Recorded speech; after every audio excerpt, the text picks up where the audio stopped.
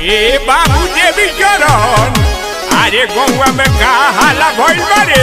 अरे काका नइखा जानो भैरलसिया फालानवा के जात रलसिया पढ़ावे आ सुनत नहीं दुकान के साथे भाग गइल हो। या ही दादा ई त गांव भर के इज्जत सगरो डुबा दलस रे।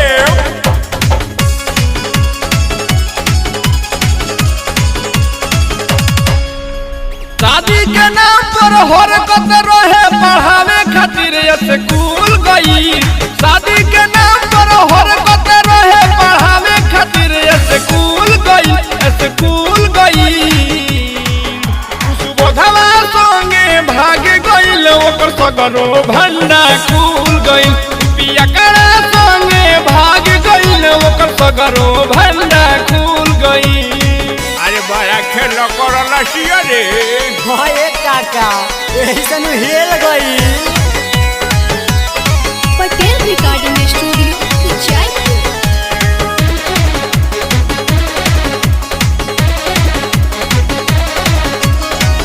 गौआ के लइकन के देखावे ले घमंड हो। दूसरा गाँव के लइकन के करे ले पसंद हो। गौआ के लइकन के देखावे ले घमंड हो। दूसरा गाँव के लइकन के करे ले पसंद हो। गाँव के इज्जत बाप के इज्जत सगर में डमावा भूल गई। उपवनवा संगे भाग गइल ओकर सगरो भंडा खुल गई। राधे श्यामवा संगे भाग गइल ओकर सगरो भंडा खुल गई। रे बाबू अरे अब तो वे स्टार हो जाई रे। हाय काका तो बुझाता जिला हिला दी हो। Patel recording studio Jaipur. जात रहे भये सोनो झार के पढ़ावे। फोन से वो गोरे से खूबे बतियावे। जात रहे भये सोनो झार के पढ़ावे। फोन से वो गोरे से खूबे बतियावे। हमारा संगे वादा को के वादा सगरो भूल गई। खेतरिया संगे भाग गइल ओकर सगरो भंडा खुल गई।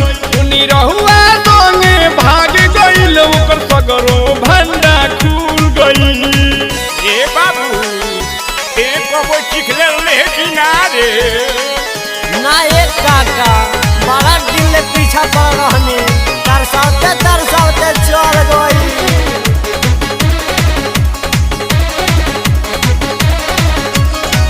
राजन परमेंद्र संगे खेलत रहे खेला। गौआ में भइल बावे बड़ा का झमेला। राजू धनंजय संगे खेलत रहे खेला।